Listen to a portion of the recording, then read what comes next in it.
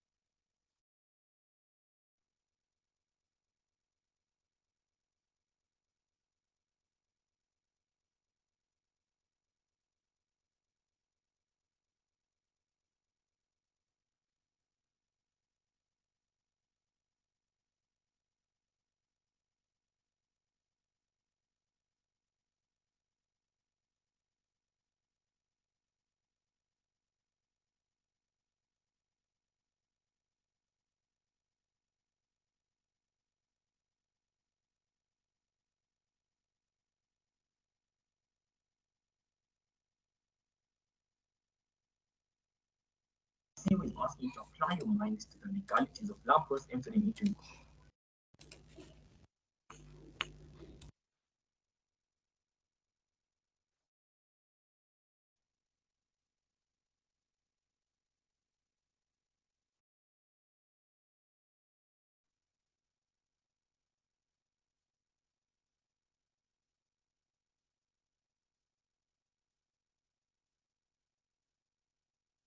Right. Good evening, everybody. I hope you can all hear me. Can I just get an indication of whether you can hear me and my sound and line is clear? Even in Kumu, can hear you. Awesome. Thanks, Soini. So for those that have never met me before, my name is Kumu Matambo, and I'll be taking you through Task B and Task G for the March 2022 APC exam. So for this APC workshop. Can I just see by show of hands, how many of you managed to go through the reflection video?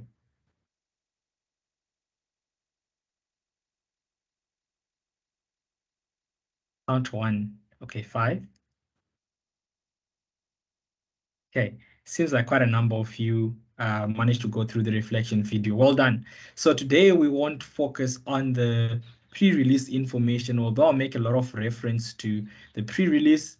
I want us to talk more about the information on the day and the task and what were the considerations.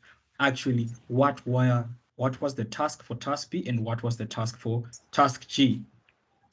Okay, Nabushi, your hand is still up. Is it from the question or it's a new hand and you have a question? Okay, awesome, good. Okay, so let's get straight into it without wasting much time. We're going to start with task B. Now, task B, I'm just going to fly through these first 3 slides because they were in your reflection video. These were to do with the pre-release information and the triggers and what you needed to think about. Okay, but I'll just pause here and just take a question or two or a few questions on whether you guys had questions on the triggers. Is there anything that you struggled with in the pre-release? So talk to me. Anything that you struggled with in the pre-release?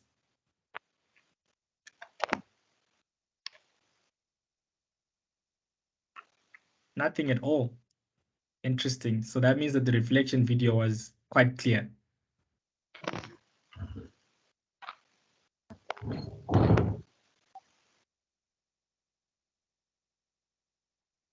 All right, cool, awesome. So let's move on to the information on the day. So this was the task, right? The task was broken down into interesting components. You were asked, this is task B, you were asked to draft a memo to Temba in which you set out questions on the draft report. So your style in your memo, you were supposed to, or the person was supposed to set out questions, right? Pose questions, right? Why is this so? And what is the reason? For example, if I've got an issue like this is why I'm asking you this question, right? To enable you to better understand. So you're looking for clarity from the person you're writing a memo to. I need clarity on this so that it can inform my thinking and my thought process. Does that make sense, guys? Now,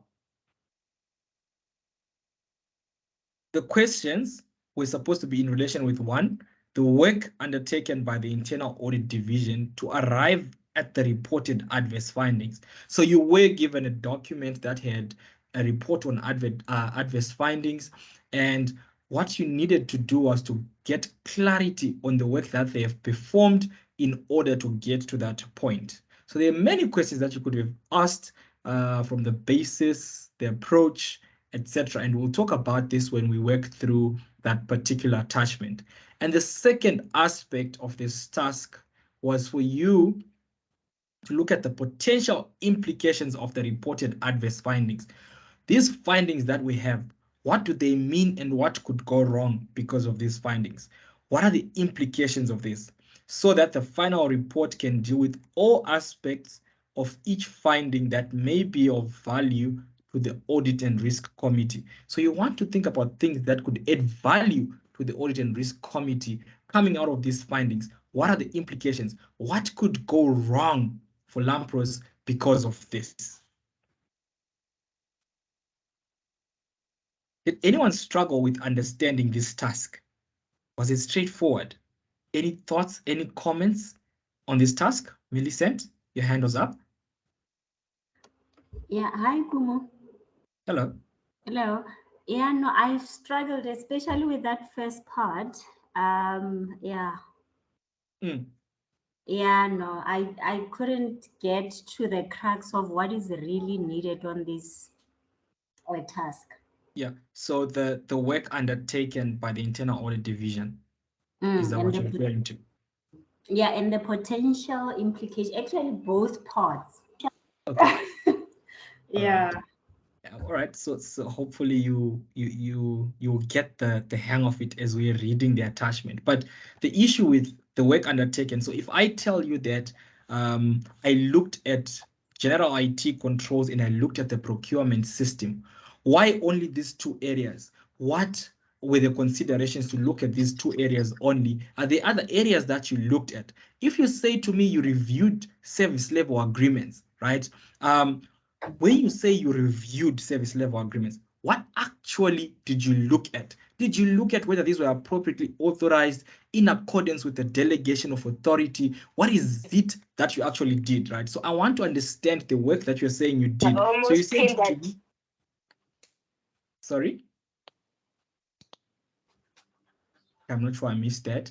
So if you say to me you reviewed something, I want to understand what did you do in order to say you actually reviewed this. So you want to understand, because if I come to you, Millicent, and I say, well, Millicent, I reviewed the controls on approving cash payments. You're going to ask me, okay, good. You said you reviewed those. What did you do, Kumu, in order to get comfort over those, or in order to say you've got this issue because of that? Does that make sense? Oh, yes, it does. Okay. Wazi, your hand is up. Hi, Kumu.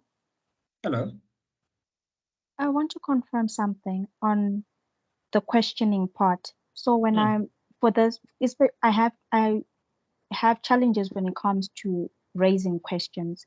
So do I ask let's say the CEO or CFO a question without having to give them the reason why I'm asking that question? How do I bring out the reason why I'm asking the question without making it a statement, but in a question format?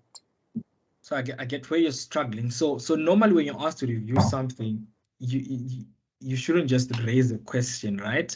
You want to explain things. But in this case, you were told to actually ask these questions, right? You want to know what can help you, what can aid you in your assistance. And here you could have asked the issue and then you say, and why? Because I want to understand the following. Does that make sense? So if I say, okay. Yeah. You are saying to me that you reviewed whether something was authorized. Well, did you look at the delegation of authority document? And why am I asking that? Because I want to get an understanding of whether you know what appropriately authorized means. Does that make sense? Yeah. Okay. Good. Awesome. Cool. Thank you. You're welcome. Okay. So this was the task, ladies and gents. So let's read more about the IOD. I'll start with the email, right? The email that was document B. And this email was to you, the senior financial assistant. And it was coming from Jerry Jansen. My email to you dated 25 March, so this was in the pre-release, has reference. This past weekend, I learnt with shock that our head of internal audit, Tiny Ndlovu, has been booked off due to ill health until at least the end of May 2022. That's just context. You're just being told the story here. Nothing yet to think about. I spoke to the chairperson of the Audit and Risk Committee on Monday, and we agreed that this unfortunate situation should not jeopardize the work of internal audit. Okay. Therefore, an interim arrangement has to be made to ensure the continuity of operations of the internal audit division. Now, internal audit by this time should already be irritating you because you've been seeing it since pre-release. You've been reading about it and you've been asking yourself, why do they keep talking about internal audit? So what's coming? Let's see. However, the challenge is that other than Tiny, our internal audit team is rather inexperienced, and accordingly, we need someone to step in and guide or supervise the work until Tiny is fit to return to work. The CFO and I believe that you have the competence to perform this role and also have the benefit of still being relatively new to the organization. The chairperson of the Audit and Risk Committee is in full agreement with this as an interim solution. I've just received a draft report from the acting head of internal audit. So now that report that was triggered in the pre-release that you needed to go and look at to see, well, hold on, what does an internal audit report look like? I've never seen one. I need to research on one, and this is what it looks like. These are the contents of a report. What do these contents mean? Now you're about to see something along those lines. Temba Zamisa, which summarizes the adverse findings. Now, adverse findings are the negative findings. Adverse findings are the bad things. Does that make sense? Now, from the internal audit division's review of the general IT controls and the procurement system of the Lampros Group, refer to the attachment. Okay. Now, if we continue to read that email, it then says, I specifically want you to work with Temba in drafting a comprehensive and meaningful internal audit report. Now you're seeing where this task is going, to the Audit and Risk Committee. And this is very important because the Audit and Risk Committee is the audience of that report. So when you review, you want to know whether this will actually help the audience that is intended to be reached by this report, to convey the results of the work undertaken.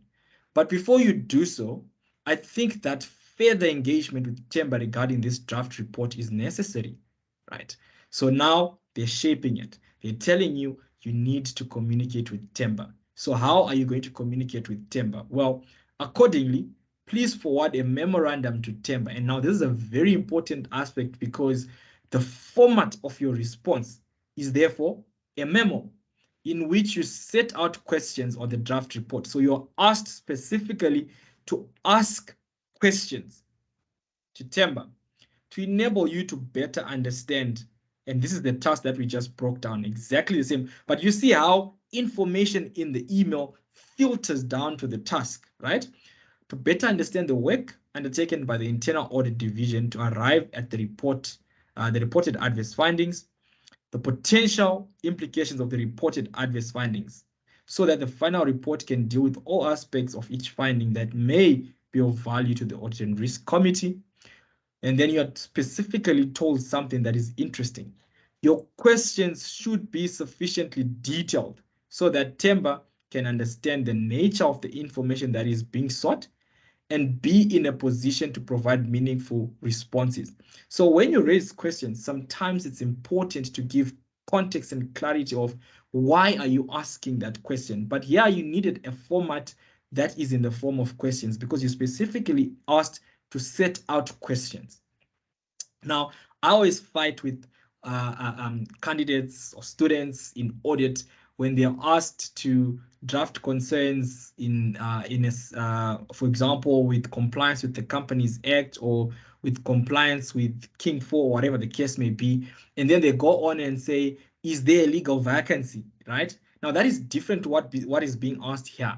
In your pre-engagement, when you say is there a legal vacancy, you're asking the examiner the same question. They haven't asked you to ask them questions. You need to go and tell them the story that you're concerned about the legal vacancy because of the following. Now, in this particular task, it's a different type of questioning. Set out questions on the draft report. Does that make sense, guys?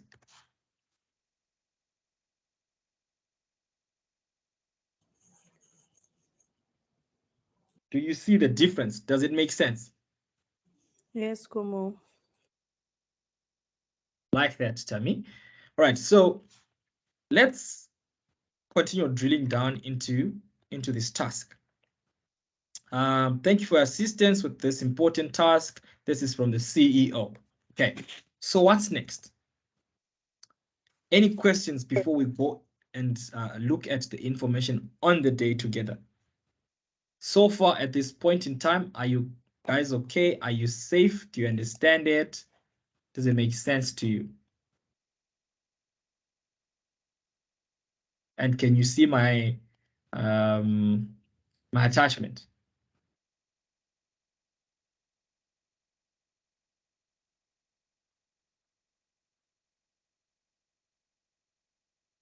Can you guys see my attachment? We're only seeing you, Kumu. Okay, now can you see my attachment? Yes. Okay, good, awesome. So this is the draft report. Remember, you were told to review the draft report. So, and is the text fine? Is the size fine? Are you happy with it? Or I must reduce it a little bit like that? Can you see it clearly? Yes, Kumu.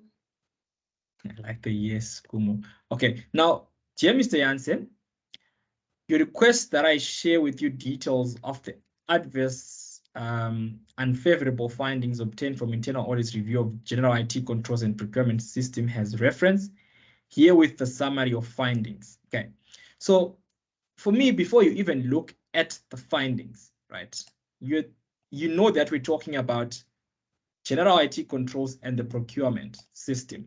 So overall, you actually want to raise that question, right? You actually want to raise the question. What was the scope of this? What was the scope? And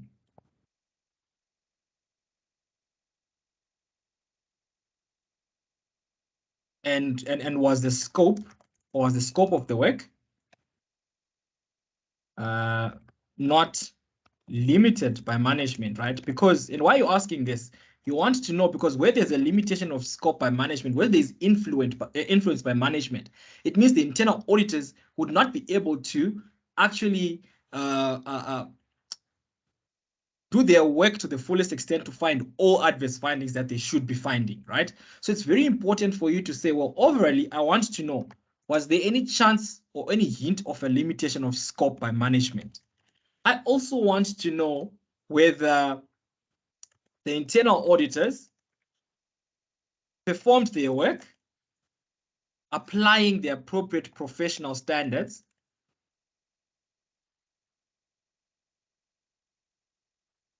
and ethics standards, right?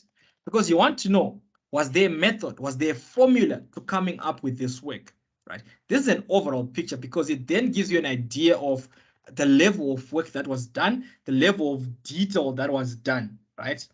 And then you also want to know, what was your rationale for the areas that were selected for testing? So why these areas, right?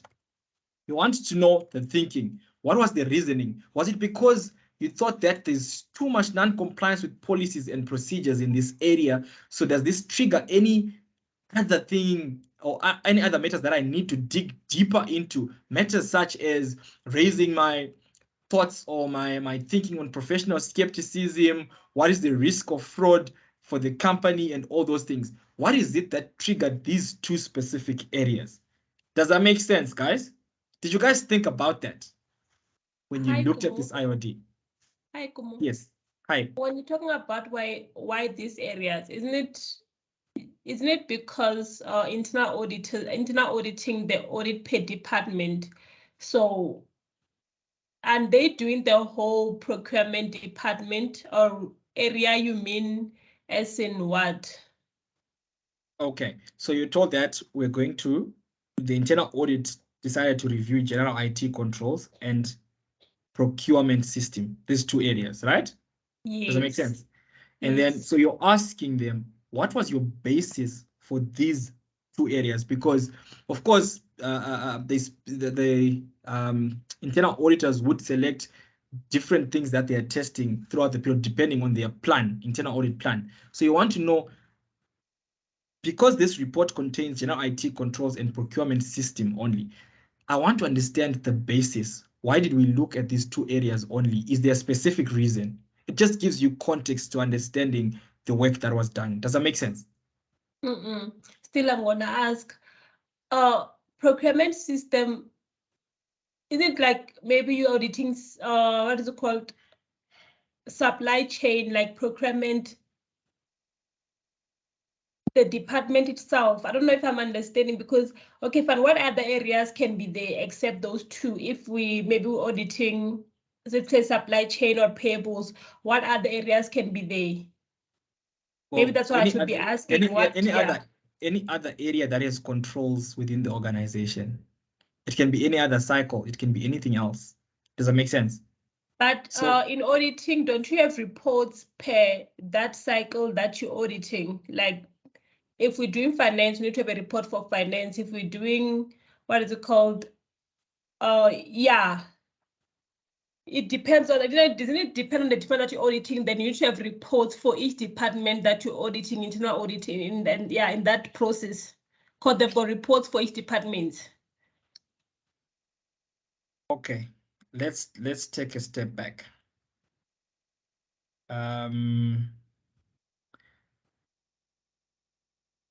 Just want to show you here. I've just received a draft report from the acting head of internal. I'm reading from this paragraph, right? Head of internal audit, Temba, which summarizes the adverse findings from the internal audit division's review of the general IT controls and the procurement system of Lampros. Refer to the attachment, right? So they looked at these two areas. And if you go to the the pre-release, you were told that I'm waiting for documentation from the upcoming audit risk committee, but from the provisional agenda, I can see that internal audit will be presenting reports on work done in the following areas: general IT controls and procurement system, right? So the question is, why only these two areas? Why is the report looking at these two areas? Is this the only work that was performed by internal auditors, and was there a reason why you focused on these two areas? It's because you want to get context. You're not saying it's wrong. You want to get context to understanding why these areas were selected for testing controls. Are you with me? So, okay, if I'm understanding you properly, you're saying that there were so many reports in that audit committee that they had, so they chose those two reports only. No. So the way it's looking is that they're saying that from the provisional agenda, I can see that internal auditors, or internal audit, will be presenting reports on work done in the following areas. So they are presenting the work they did on general IT controls, on procurement system. So you want to know why was they focused on these two only, right? Is there a reason why they focused? Did they suspect any fraud? What were the issues? Because that will inform your way of thinking in reviewing this report. Does that make sense? Okay. I want to think of a different way of saying this. Is anyone else in the same boat with Shumani? Hi, Kumo. Hi. Maybe Shumani is she's thinking that the internal audit report will only report on like for only procurement system aside, like it's gonna be for all the cycles, like different reports. But maybe we should say the internal audit, they report on all the cycles affected by controls, where we have controls. Yeah, so, but they chose only general IT and procurement systems. Is that correct? Yeah. So Shumani, is that how you're seeing it? That yes, or you thought that they only look at general IT and procurement? Like what you were saying, that I thought maybe we look at a department that deals with our procurement, because procurement is going to have general controls and not application controls. Do you understand? So I thought to myself, I'm not gonna question other areas because they're only auditing that department. So they must have a report for that department. So when you say other areas, I'm asking, What else were we supposed to I'm not look into? saying, okay, right. So my question is not on saying I want to see the other reports. No, we are saying, why was there a focus on these two areas, general IT controls and the procurement? What was the basis for these areas that were selected for testing? Does that make sense? And what is the reason of questioning that? Because this will inform you in making your review. Because if you know the reason why somebody selected these areas, you will have a better understanding of the work they are doing and what they're trying to achieve. Right? So if I know that you selected general IT controls, for example, this is an example I'm making, there's been violations in access controls and all those issues, right? Now I know you selected that, so I need to be on a lookout for such matters. And when I give you things to go back and work on, it needs to add value in respect of that area. Does that make sense? Okay, yeah, it does. It does. No, it does. When the way you said it now, it makes sense. Yes. Okay, awesome. All right. Now, Cool, where were we? before you move on, Sure, Moronga. the question that you're asking, these questions, Mhm. when are you asking them? Are you asking them in pre-release stage or now in No, on the day of the so the exam? questions you're asking, remember the task is asking you to pose questions, to give a set of questions to Temba. So these are the questions we're starting to raise now. Are you with me? So on the day as you're writing your task, because the task was about questions, raising questions to aid the work. yes. So now we are on the day, we're drafting the memo. Yes. Okay. But you're asking about, was there limitation of scope? Why this area? Yes. I'm asking about the questions that you're Okay, asking. good. Okay, I see your point. So when I say was the limitation of scope, you want to get an understanding that these internal auditors, the work that you are seeing in this draft report, they were not limited on scope. So you want to know, that's why you're raising that question. Temba, was there a limitation of scope in any way? Are you with me? Because if there was limitation of scope, it means that we haven't done enough work. There could be something else that we need to do, or something else or some procedures that we need to follow to deal with that limitation of scope. Does that make sense? Yes. So you need to start from the bottom. You need to make sure you cover all angles, and that's why you're saying, was work limited in any way, where you have both before I all you wanted to do. To the work, the report itself, I just need to ask these 3 questions. Yeah, so there could be many other questions that you can ask, right? But you're thinking about it from your own perspective. If I was the one that did this work and I have this finding, I would have loved to have done this work without being limited on any scope, so that I can say I did my work in its entirety. Does that make sense? So if Temba gives you this report, you also want to know the same thing, isn't it? Yes, that's why you're asking Temba, hold on, were you able to do your work freely? Okay, yeah, I get you. But should we be asking those questions after we've reviewed the summary of these findings? Then we're gonna ask, you have omitted this and that, so there was limitation of scope. Why didn't you consider this? Because on general IT controls, you only had the what is called access control, service level, and the others you didn't consider them. Isn't No. So hold on. You need to take a step back and say, what you're asking now is completeness of work that was done, right? But what I'm saying is that you're asking upfront, were you limited on doing anything? Not the things that they missed, the things that they didn't do, but was there anything that you were, if I want to a lack of better word, is there anything that you were disabled on doing by management, right? Okay. And you know it upfront as you are reviewing that, okay, in this area they were limited, in this they were not, and then you can raise the questions and the issues and you give them direction. Does that make sense? Thank you so much. Yes. You're welcome. Okay, now that you know that and you want to move on, we've got review of general IT controls. You can see the work is broken down in the review of your procurement system. So let's start with the review of general IT controls. And the best thing that you can ever do, when you're reviewing something, is to review line by line. Even if that line is a heading, like what I'm highlighting now, if this is a heading, you still need to read it and think about it. Are there any issues around this? Is there anything I need to think about when it comes to this? Guys, never skip anything when you're reviewing something. You need to review everything line by line. That is very important. Okay, so let's see somebody is posting in the chat. I might miss something in the chat. All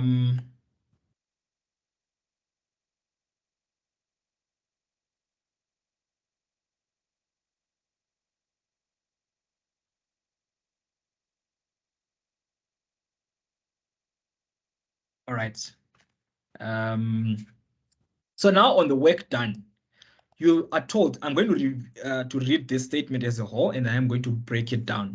So you asked, we reviewed the access profiles for the group's computer systems to ensure that staff members' access to IT applications and data is granted on a least privilege basis. Okay, so now we know that they reviewed the access profiles, and the reason why they were performing that review was to ensure staff members' access to IT applications and data is granted on a least privilege basis. And a least privilege basis is the basis of get access to what you need to know, what you need to access, right? So if you tell me that we reviewed, for me, a question then comes to mind, right? You are just telling me you reviewed. You have not told me what this review entailed, right? So you're asking, how was, oops, sorry, typo there. How was this review performed? I want to know what were the procedures that you performed, right? And you're asking this because if they tell you what the procedures were, you're able to identify that, okay, you are missing this that I think you should do, right? Does that make sense, guys?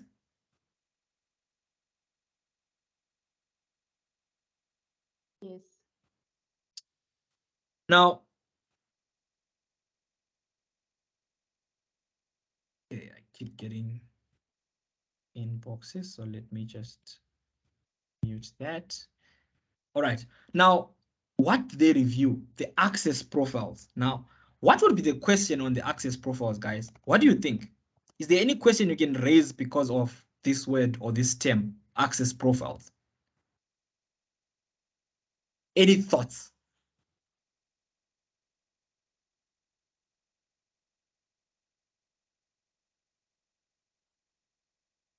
Isn't it what access you've been given to?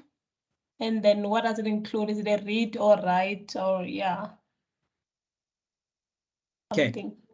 All right. So I agree with you, but you also want to know, was it limited to a specific area of the system, or was it the full suite of controls, right? Access controls.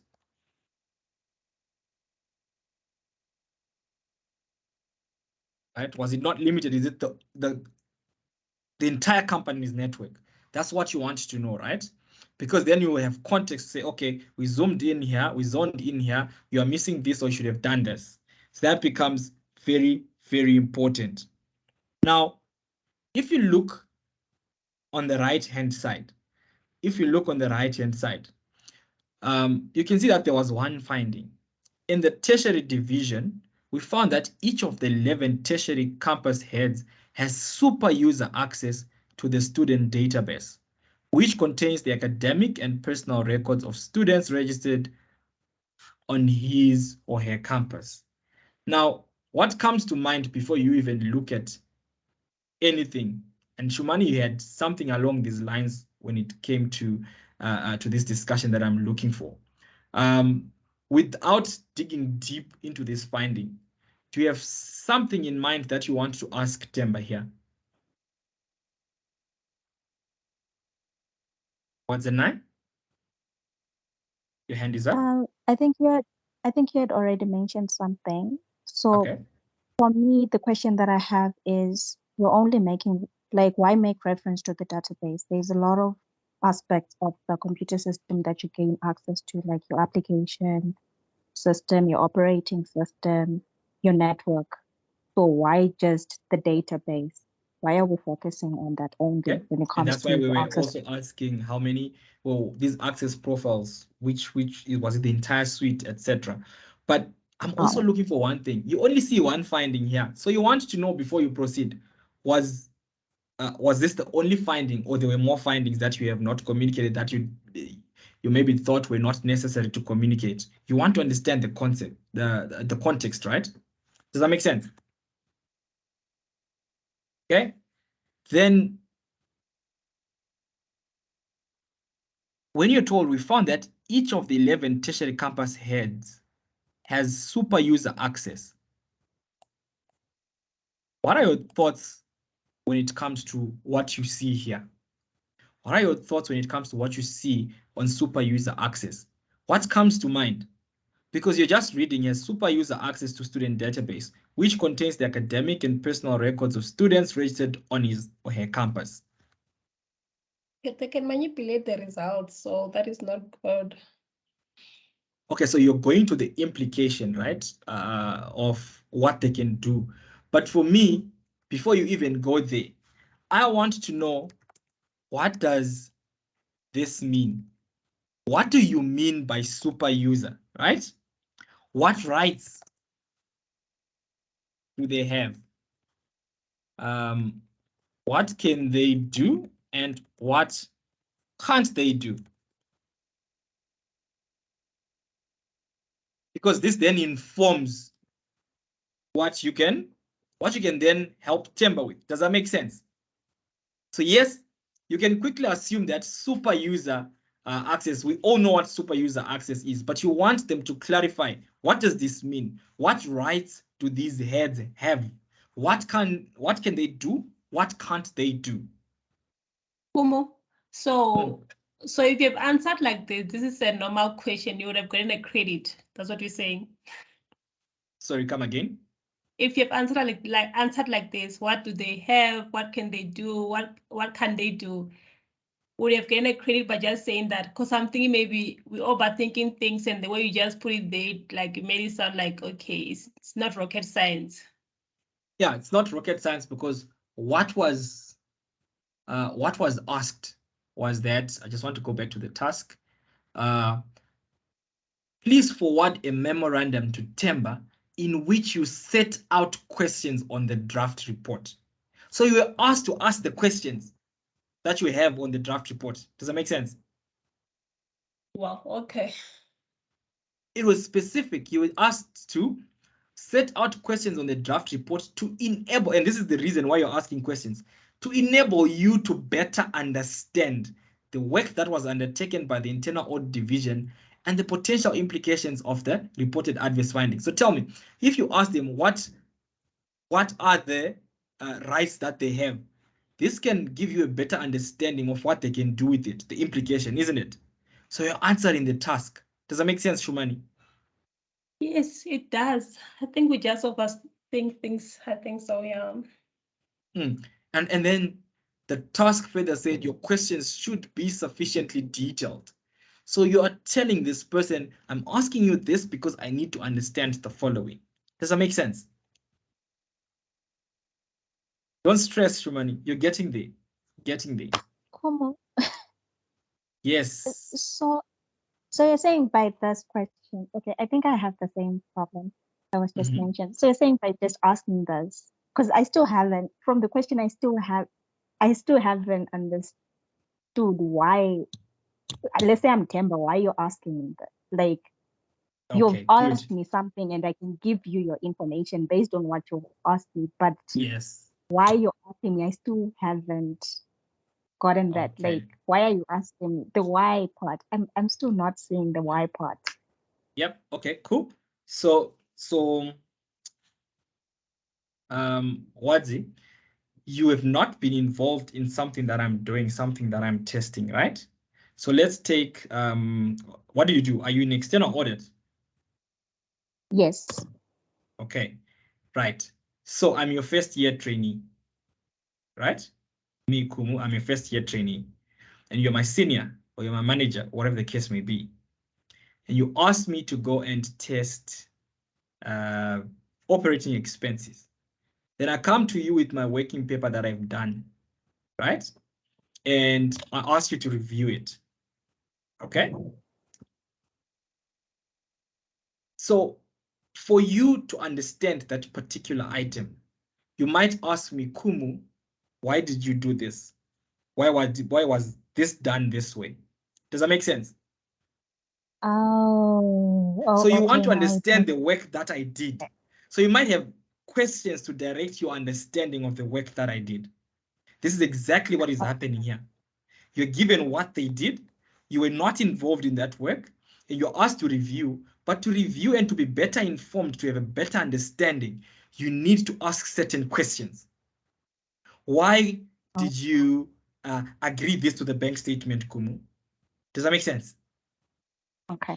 So essentially anything that then makes me, let's say I'm reading out the first, we reviewed the part where it says we review the access profiles. Yeah, you tell me, you're Anything telling me you that then reviewed. makes me question, What did you do?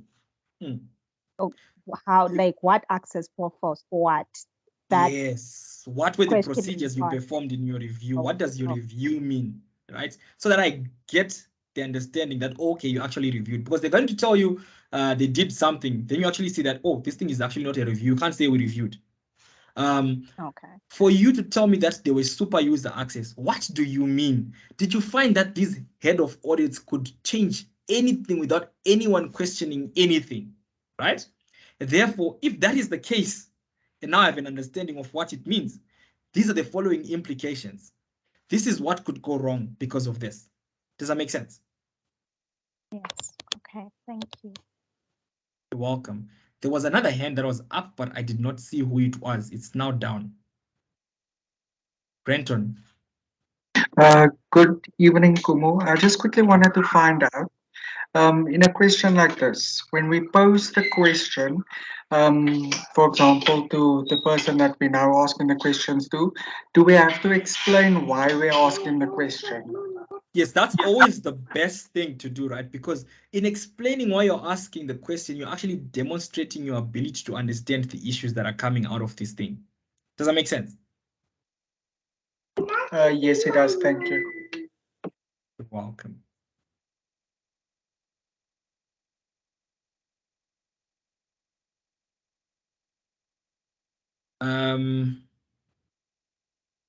So Nyasha is asking, can we maybe look at it through the what, why, and how frame of thought? Do you want to expand there, Nyasha? So Ini, your hand is up.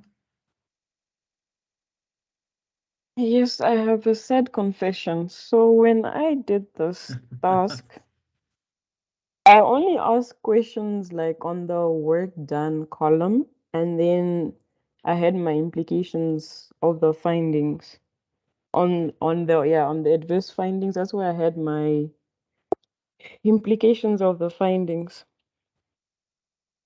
So now to get in the right mindset of asking questions everywhere, how would I know? I don't even know how to ask this question. Okay. What must I do to make sure that I don't miss this again, basically?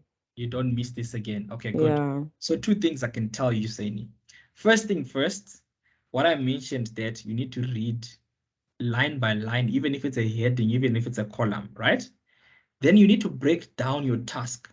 The task said to you, accordingly, please forward a memorandum to Temba in which you set out questions on the draft report to enable you to better understand. So the reason why you're asking Temba questions is that you want to better understand something. What is that something? Number one, the work undertaken by the internal audit division. That's what's in the task, right? And that's your left-hand column. And then for the second bullet, the potential implications of the reported adverse findings. It's the other column. Yes. Right? Now, for you to then hit all the spots, it means you need to look at both columns and you need to go line by line. Does that make sense? Does that help you? Yes, I've done that, but where I asked questions, my questions were only relating to the work done. I don't know, Like, because You didn't looking ask at my questions about the solution, yes, finding. I didn't ask questions about the adverse findings. So when I saw the findings, I'm just like, okay, fine, implications of the findings, and then I'll have questions about the work that was done. I see. All right, so you missed the other component of the task, probably because you then focus on the work. You said, I caught you on this one, and then you forgot about the other aspects. You always need to make reference or to refer back to what the task is asking you, because that is important, so that you make sure you cover all components of the task for you to actually end up with a competent outcome. There's no way you will have a competent outcome if you don't cover all aspects of the task. So if the task is asking you to look at the work undertaken, and the task is asking you to look at the adverse findings, then you need to tick both boxes. Very important. Okay, so I hope maybe that makes that's you how feel I better, ended up with a BC. Yeah, at least I feel better now. And also Okay. the first 3 questions that you asked, I didn't ask those. Okay. All right, but it's perspective. Now you can see that there is this way of thinking about things. If somebody asks me to review something, I need to understand that something. If I don't understand it, I need to ask questions. Well, tell me how you got to this. I don't get it. Does that make sense? Yeah. The same way Shumani did it to me. Why are you even asking these questions, Kumi? All right, thank you. All right, awesome. Nobuhle, your hand is up. Yes. Oh, sorry, before you speak, Nobuhle, somebody has got a mic that is unmuted and you're speaking in the background. Could you please mute it? Go on, Nobuhle. Okay, thanks, Kumu. I understand the review of someone's works, that sometimes you need to, like when you're reviewing or questioning something, you need to say why, why are you questioning that? But I'm not sure about this task, as to say, how can I explain my why? For example, in this user as super user access, like I would ask, what rights do they have, what they can do and they can't do? Like when it comes to the why am I asking this, I'm not sure how am I gonna like phrase it, is to say why. So this task is a nice task because the task is just asking you to set out questions. You will get away without explaining it. But in general, explaining something to someone is good, right? So for example, if even giving examples without explaining why could be useful to the person, because sometimes somebody can read your question and they don't understand it. And that happens a lot in the professional environment. I get an email from somebody and this person is asking me questions and I'm thinking, okay, why are you asking me this question? How do I even respond to you? If somebody doesn't get the context of why you're asking or the reasons you're asking, it could be difficult for them to answer you. Does that make sense? Yeah, it does. Thanks.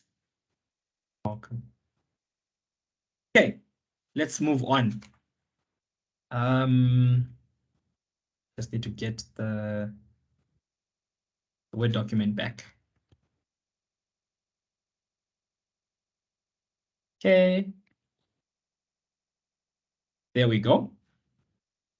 Now, whilst you are at it, you're asking what rights do they have? Let's see, can I put this in bullets? Should not. Okay. You're asking them what can they do and what can't they do? You actually need to ask them, when was the first user access granted? I need to know. If you give me a timeline, was this long ago? Is this recent, right? Well, first user, super user access granted. And if you dig deeper, right? If you dig deeper, have they actually made use of this? So I have the heads, actually made use of this super user access, right? Because if they have you tested the things they have changed, they have used that super user access on, right? You want to know whether that is aligned with the controls, right? And also, overall, where you've got such issues, there should be reviews by management on the activity logs, of such aspects, right? Sorry, my typing is bad there. There should be reviews by management on the activity logs. These are minimum things you expect to see somebody looking at when it comes to this super user access. Does this make sense, ladies and gents? What could be the implications of these? Well, I think we mentioned earlier on that they may make changes, or they could have made changes on the student records. Right? It affects the integrity of the database, right? Something that you're looking at. It could lead to legal issues coming out of that. It could lead to litigation, things that you'll have to defend. And you're also thinking, if they've made access to or they've gotten access to this, whatever information that they have gotten access to, does it contravene any acts such as your POPIA, Protection of Personal Information Act, etc.? Those are things that you are actually considering. Does that make sense, guys? Does that make sense? Hi, Kumo. I have Hello. a small question. Hi. Yes, It feels as if the questions that you are asking, they would be more directed by the procedures you would have performed. Just to elaborate, usually when you are testing controls, you need to be clear what areas of the controls you're testing. Like you need to break down what areas of the controls you'd be testing. For instance, like the question now you're posing, like they may make changes on the student's record. That would actually be. So that is an implication, because remember the task was also asking you about potential implications of these findings. Oh, okay. So it's the what could go wrong. Yes, yes. That's the implication. So audit committee need to be aware of this, because if they had this access, this is what could or might have happened, right? Does that make sense?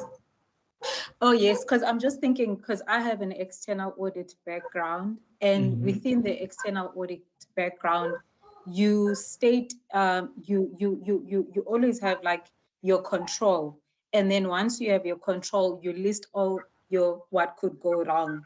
Then your what could go wrong is a thing that guides you on what procedures, what work do you need to do in order to address that what could go wrong. Yeah. Yes, to address that what could go wrong. Yes. Then you do your testing based on the procedures that were guided by your what could go wrong. Then you'll have your findings based on the work now that you have done. So I'm thinking now in this instance, you needed to think about the what could go wrong before you can even pose the questions and know the implications. Yes, what could go wrong because of this, because those would be the implications, right? Happy. Like it, Bongeka. Lotharis, I'm not sure if I'm pronouncing correctly. Please forgive me if I've butchered your name. Yeah, it's Lotharis. So the issue of changing, shouldn't we say if they've got a right access, because there is a read access and the right access, they may have the super user access where they only can read only and not be able to change. I like your question that you're giving me, because it then shows you why we were asking what rights do they have, right? Because that informs you on the issues. Does that make sense? So this is the reason why we're asking, hey, Temba, you are saying super user access. What does that mean? What rights do they have? Because if they've got this right access, then we've got an issue. Does that make sense? What are is? Yes, that does make sense. Okay, awesome. Nondumiso, your hand is up. Yes, I wanted to just check if maybe we can ask if the super user access was like properly authorized as part of maybe the questions.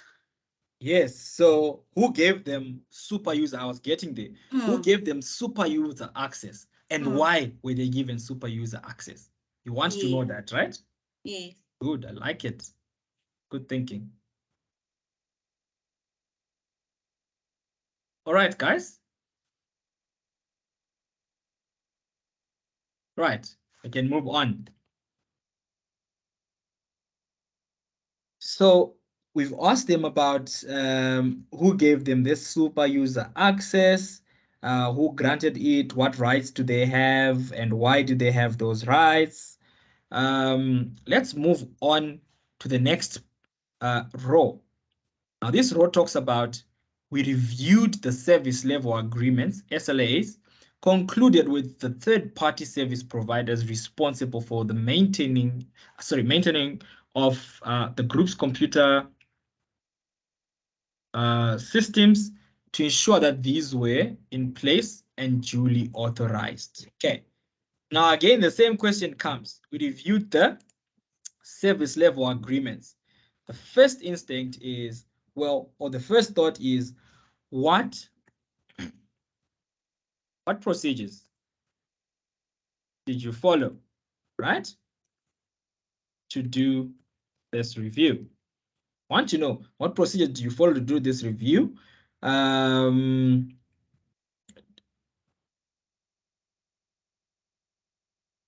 trying or in attempting, this is a bad word, in attempting to confirm that they were appropriately authorized. How did you make such a confirmation, right? That becomes very, very important, okay? What did you do? Did you look at the delegation of authority? What was it that you looked at, okay? Now, when you say that you tested whether they were duly authorized, I also want to know,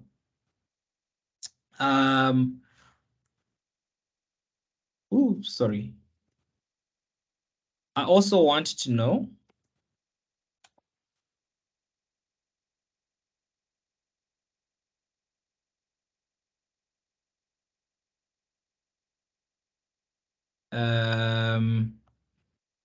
who monitors these SLAs, and did you or internal audit test the monitoring thereof? That becomes very important, right? You know whether you want to know whether these SLAs are monitored, the performance thereof, the approvals thereof, whatever contents they are, and who actually tests this. Did the internal audit actually test this? Sorry, I actually want this to be sitting here. I actually selected it on the incorrect. I'm just going to delete that. I want the comment to sit there. Right. Then you think about it. They say we could not find an SLA with the service provider XYZ Technology Solutions. Okay. What comes to mind when you see this, ladies and gents?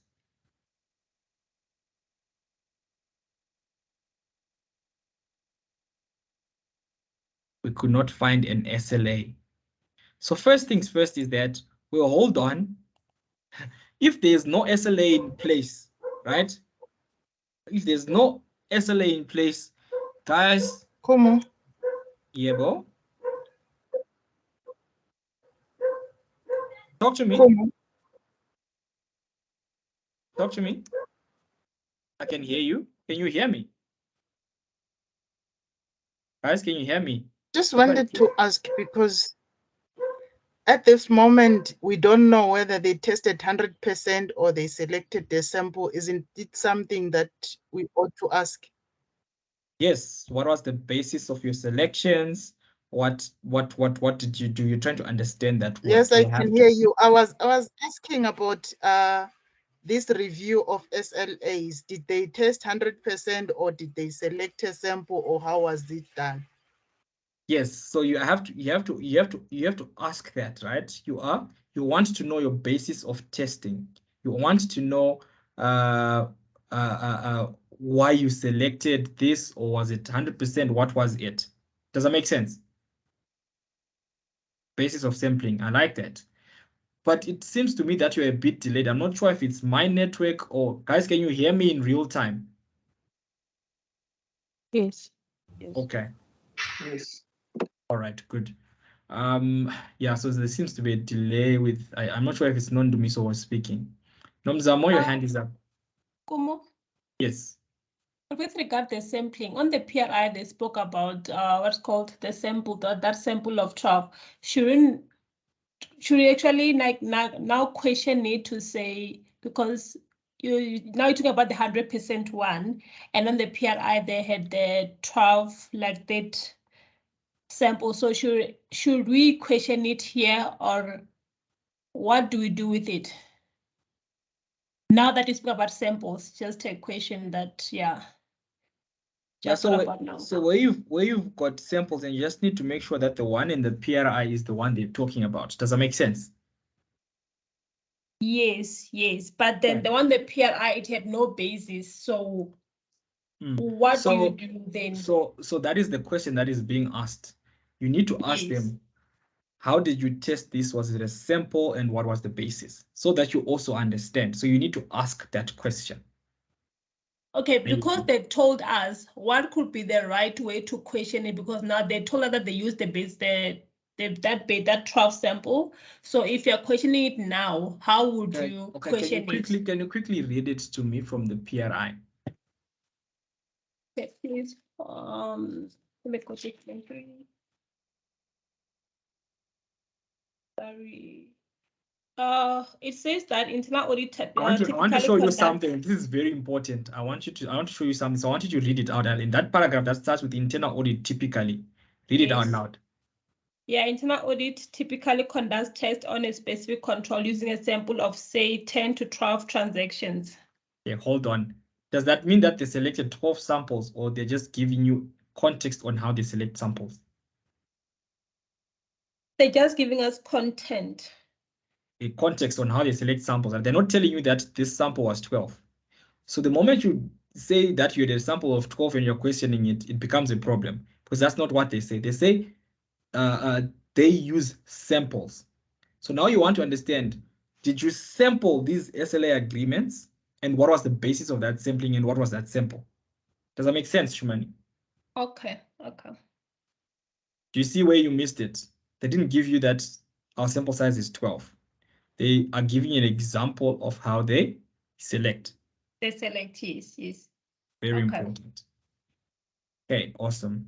No, I can't remember if it was Nomzam or had a hand up. Yes, I was going to talk about the same thing, so it's now irrelevant. Okay, cool. So you're also going to talk about 12, sample size of 12. Yes. All right, but you understand why now? Yeah. Okay, good, awesome. Okay, good. Now, yes. On the sorry to this, sorry No to worries, yeah. Talk to me. So you said who monitors on the previous one? Who monitors the SLAs? I'm not sure I'm following that one. How are we monitoring? Okay. Agreement. All right. So when you've got service level agreements with somebody, you always need to monitor them, right? These agreements, are they appropriately authorized? The performance against these level service agreements, right? What should we get? What should we be getting out of this? Or if it's our obligation, what are we delivering what we're supposed to be doing? Is somebody tracking and monitoring that whatever stipulations in that agreement are in place, are they being performed correctly? Does that make sense? You need to track, sort of like check it. So basically it's like performance. It's like are we performing our obligation? Or the other person is that person other performing party the also. obligation. Yes, and also these service level agreements that we have, are they appropriately authorized? What are the issues? Are we happy with these agreements that we have in place? Okay. Awesome. Okay, now we've got an issue here because we can't find a service level agreement with somebody, XYZ Technologies, right? So firstly, you're going to say, okay, I know that there's no service level agreement. You couldn't find one. So what is the nature? What is the nature of the services provided, right? And also, you want to know whether XYZ has XYZ done or performed any work thus far, right? You want to know that, right? Because if somebody has performed some work and there's no service level agreement, there could be legal disputes, there could be legal costs, there could be issues around litigation and claims. So that becomes very, very, very important and key, and it becomes an issue.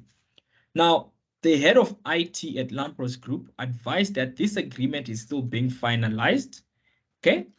The previous service provider's contract name came to an end, and a new service provider had to be appointed at short notice. Now, we've got an issue here. What do you guys think is the issue? Still being finalized, the previous was at short notice. What are the issues here? The terms and conditions may not be clear since the agreement is still being finalized. Okay, so I want to know what led to this agreement being delayed, right? Why is it that it's taking long to resolve this? And I also want to know how will this be resolved, right? It's a question. You're also thinking, if they say that the previous service provider's contract came to an end and a new service provider had to be appointed at short notice, then you're asking, yes, I can see that you're saying that the service provider's contract came to an end, but what were the circumstances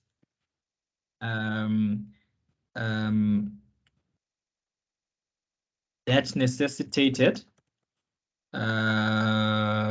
this short notice contracting, right?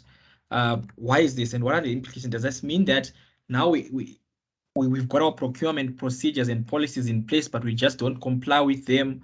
Why are we doing this? That becomes very, very, very important, right? Anything else that comes out of this particular issue, guys? So can we also ask, like if maybe were proper procedures, like you've mentioned the procedures, where the proper procedures were actually followed for us to be able to select this XYZ? Sorry, come again? No, I was asking if we could ask, like I think maybe it goes back to the thing of why are we specifically talking about XYZ? So now with the new contract, then we're asking, like were the proper like procurement procedures actually followed for us to make sure that we are using NZ for this new Yes. contract, since it was such short notice to just start working with them. I like it, Nokukanya, because you're asking how were they identified as the preferred service provider, right? How did we get to that point? I like it. Good.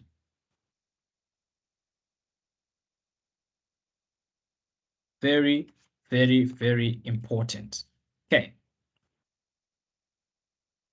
Now, I see somebody posted in the chat.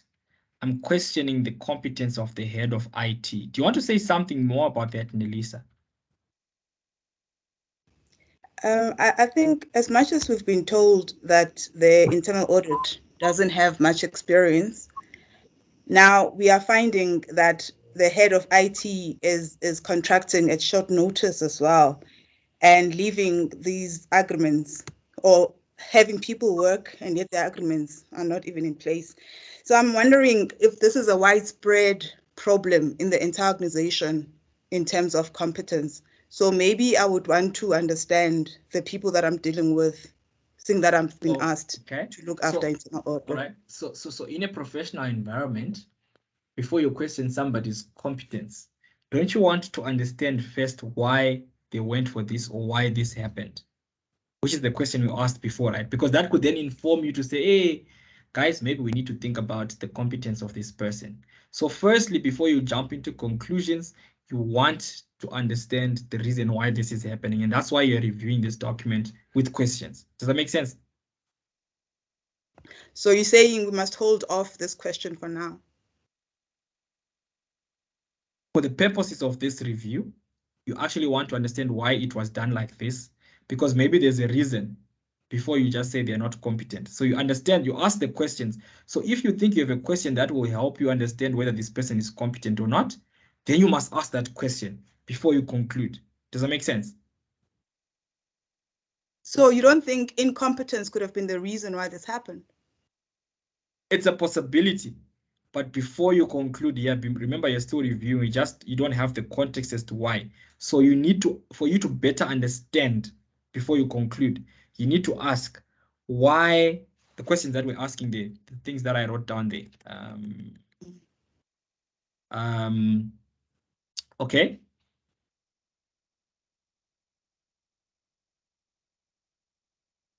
What led to this agreement being delayed? How will this be resolved? Because this would inform you, you would be able to see when you get the answers to this question, whether this person is doing it correctly or not. You're asking, what were the circumstances that necessitated this short notice? Are you with me?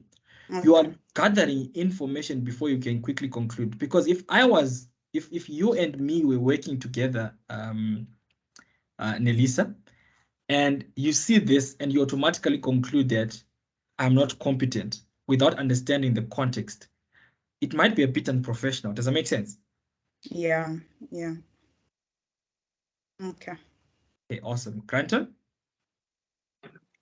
Kumo, I just quickly wanted to find out. I know we're questioning the work that was performed. How do we pose questions without, in a professional environment, you can't be condescending. So how should we structure the question so that we don't come forth condescending and looking down on the person that prepared this document? Exactly that, right? You don't have to say this looks incompetent, right? You are saying, you said you did a review of this.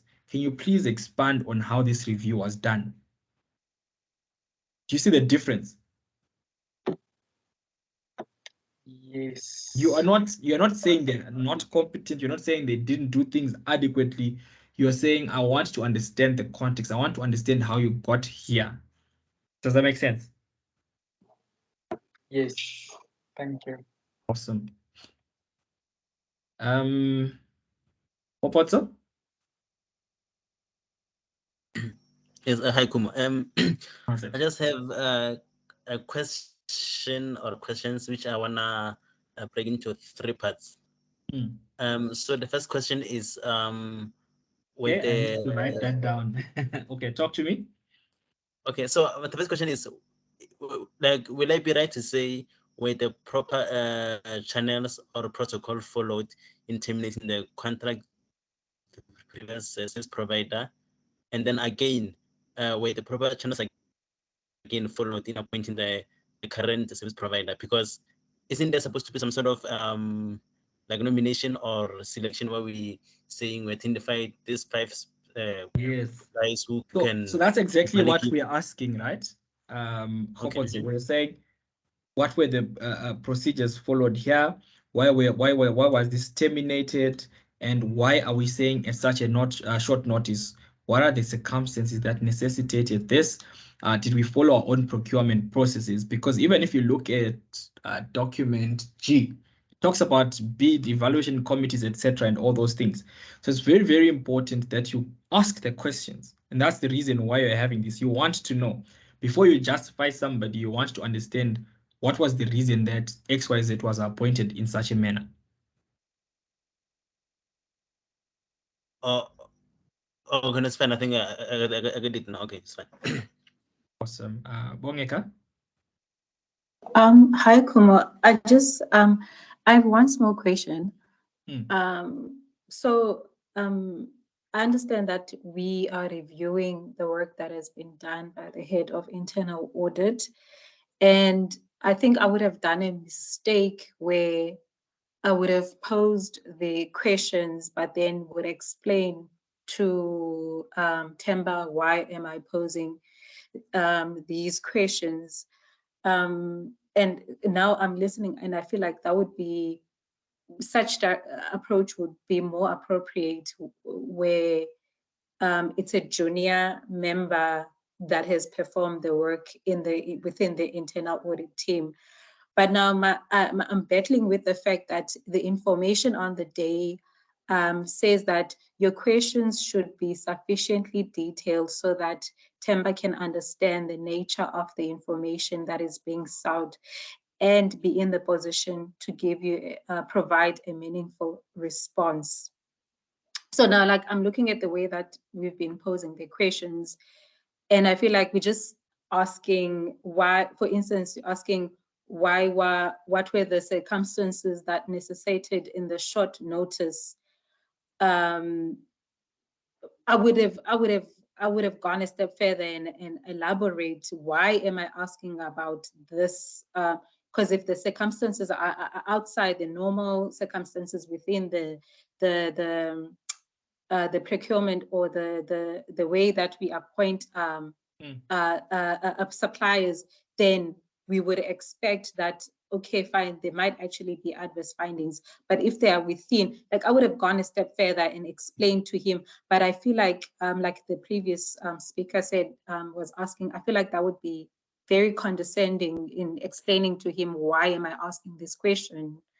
I don't know, maybe if you can help me in understanding, So am I yes. understanding you correctly that you don't want to ask the why, you want to say the why you're asking the question, or this the other way around? What are you saying?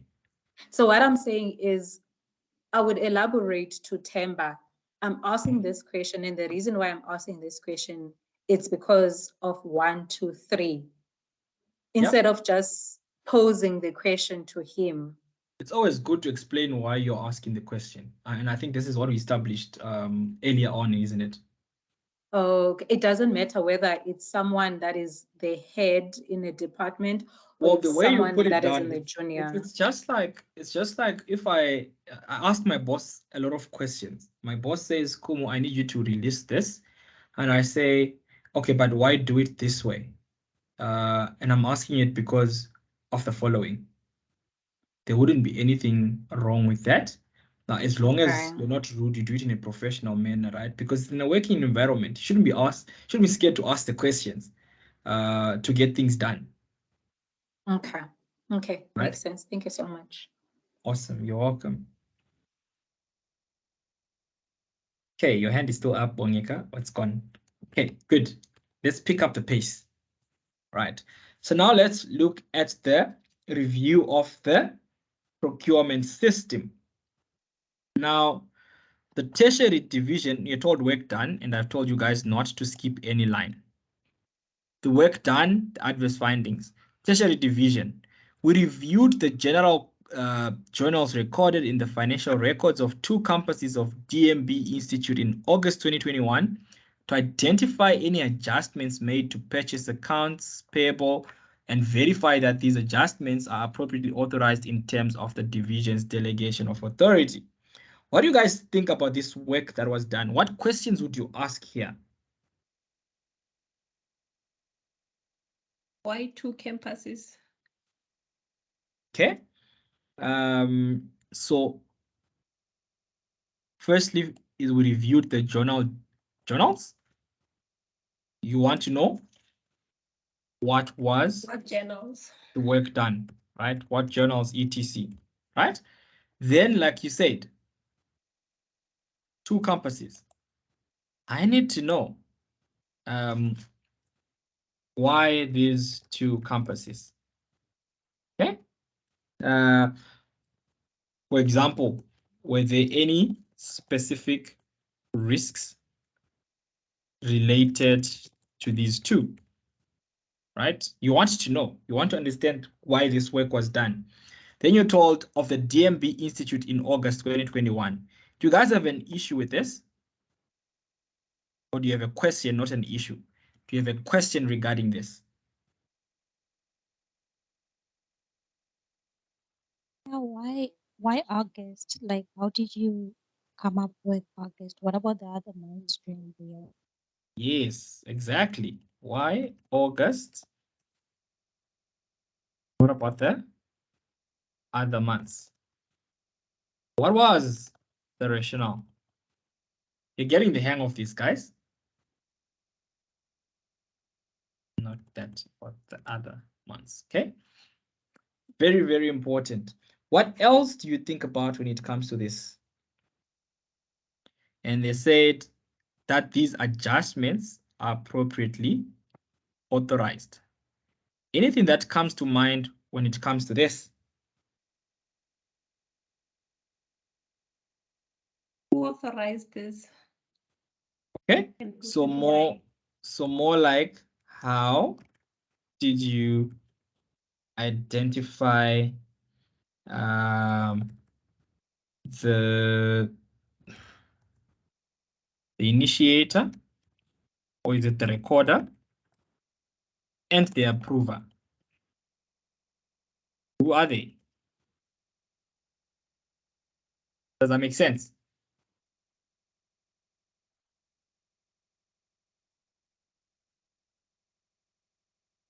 Okay. Now, what else comes to mind here? You have to think about the adverse findings. All journal entry adjustments were appropriately authorized except for one. In this entry, the financial accountant of the Belleville campus not only recorded interest payable of $24,250 on an overdue supplier's account, but also authorized a journal entry. So, what would be the questions that you ask here, ladies and gents? Hi, Kumo. Sorry to take you back. Yeah. Talk to me. There is a part which says in terms of the division's delegation of authority, because I don't know what terms are in that division's delegation of authority. Would it be an appropriate question to ask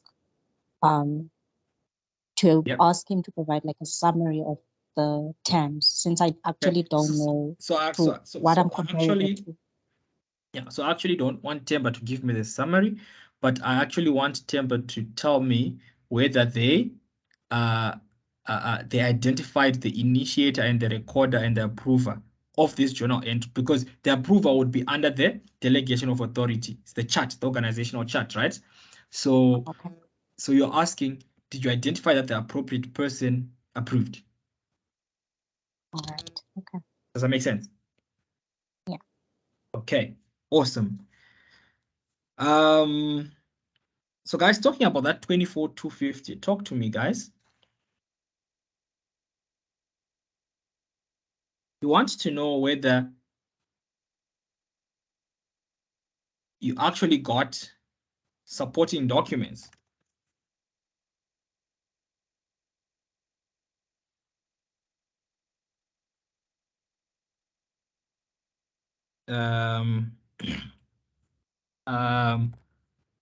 From the supplier to actually confirm its interest, right? You are thinking, well, what else can happen because of this? Why are we having overdue supplier accounts? Supplier accounts must actually be settled on time, right? They must be settled in a timely manner. They could expose LAMPRO to risks, right? Litigation risk, claims, etc. should be settled on time, right? So you also question the overdue suppliers account. Why is it we've got overdue suppliers account?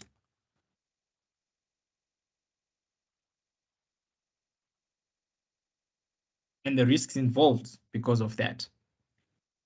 So that becomes very, very important.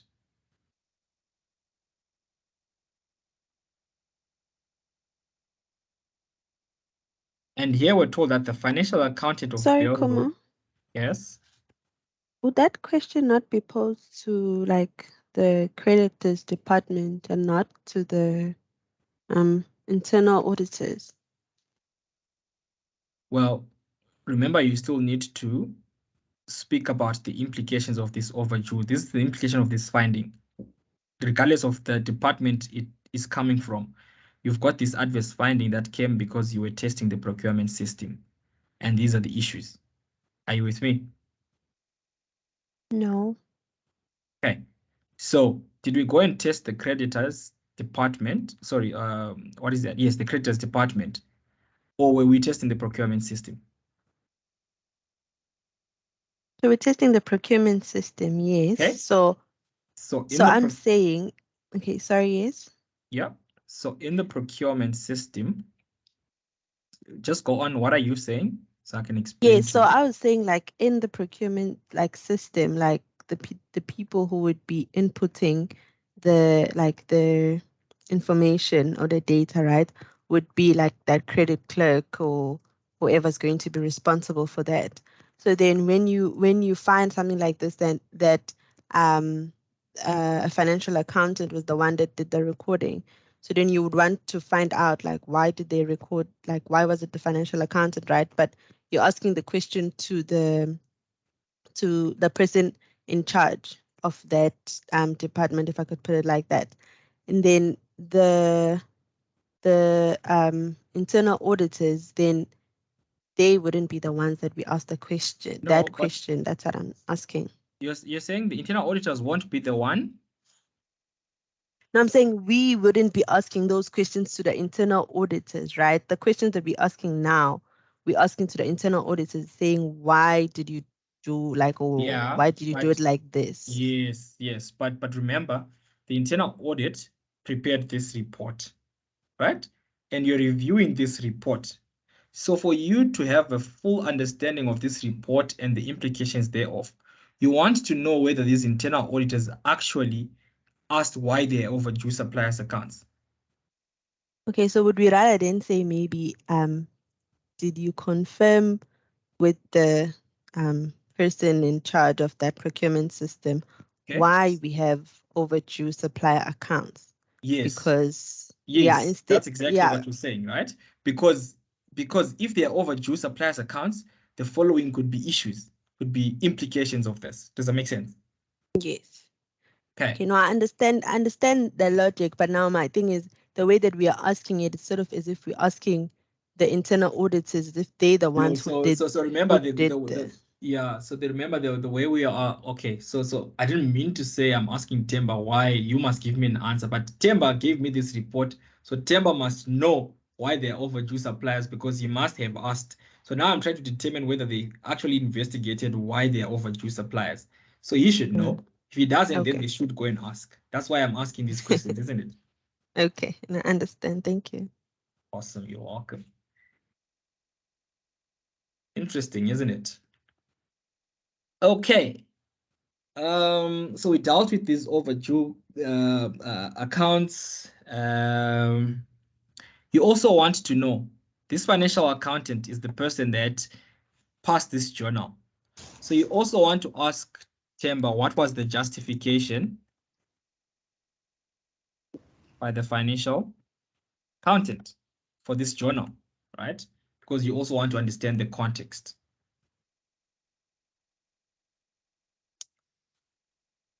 Then we move on. Sorry, before we move on. Yeah, Bo, talk to me, Morongo. I wanted to. Is it Nomzamo or Morongo speaking? Or you guys are clashing? Let Nomzamo speak. I'll follow. Okay. Okay. I wanted to ask. Please, can we go back? Okay. Okay. Okay. With regards to okay, so I think maybe it's going back just a little bit because it also goes it speaks to both of the questions that you just asked. Looking at the work done, the one of the reasons why the work was done was in order to determine the fact that the adjustments were appropriately authorized in terms of the division's delegation of authority. I'm not sure whether or not we covered that element of it, seeing as the financial accountant both recorded and authorized the journal entry. And okay, and also because of the fact that it says that that is the reason why they did the work done. Now, going back to the question, would it be regarded as a relevant point to raise the question about asking about why was the interest payable raised? Yep. So that's the same thing. It's just we just asked it in a different way when you said why do we have overdue suppliers accounts, right? Does that make sense? I get your point. Are you with me, Nomzam? No. Okay. Ask your question again. You're asking about the interest paid or payable. Yes. Okay. What is the question about interest payable?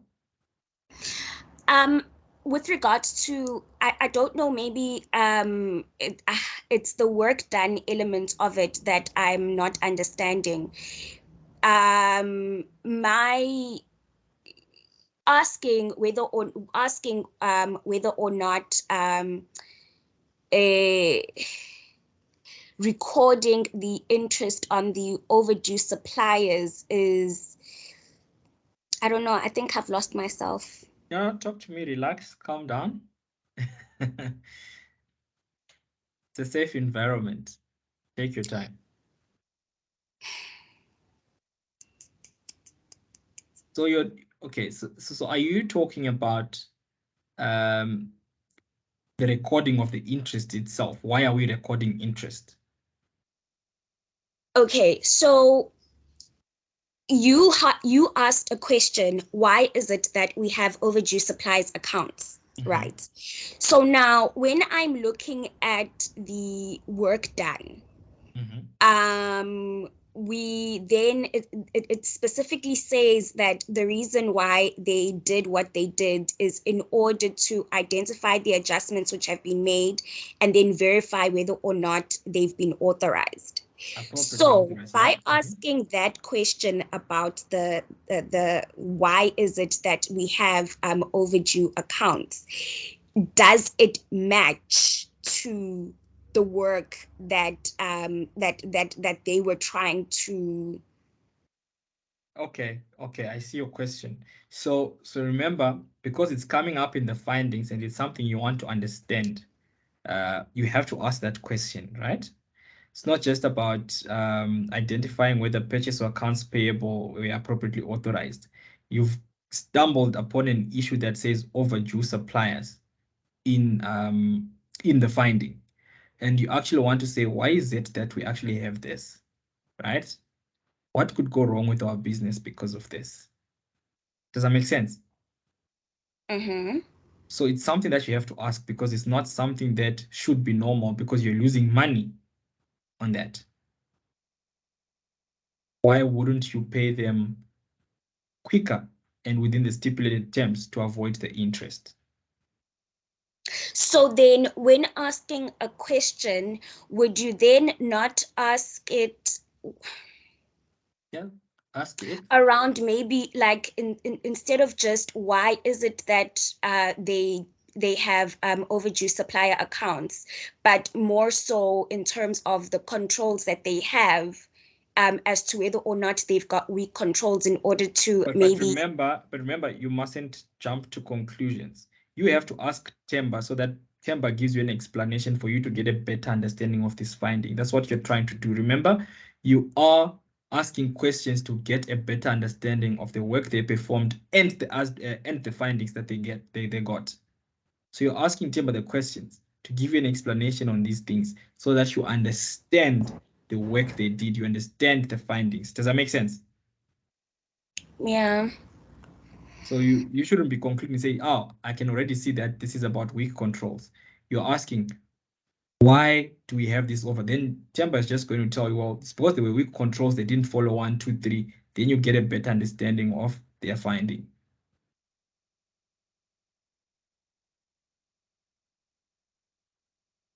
Right. Morongwa, you Yeah. wanted to speak. Yes, I wanted to go back to the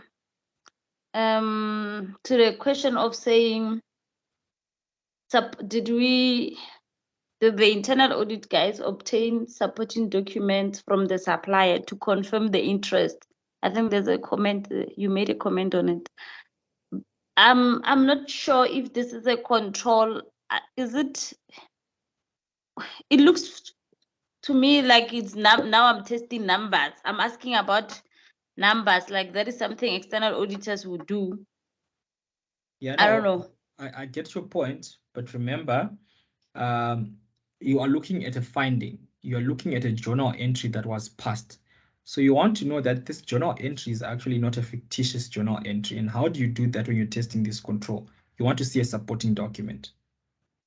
So don't think about substantive process. That's not what we're trying to do. Are you with me? We're checking the validity. Yeah. So you pass this journal. So how valid is this journal? Okay. Okay. Yeah. Thanks. Awesome. How about so?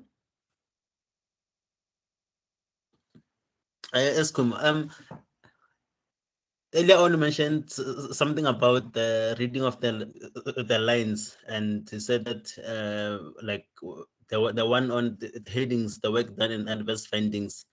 I'm just wondering why would we review such headings? Like what would actually make us to consider reading or reviewing the headings? Yeah. Okay. So it's just so that you don't get lost.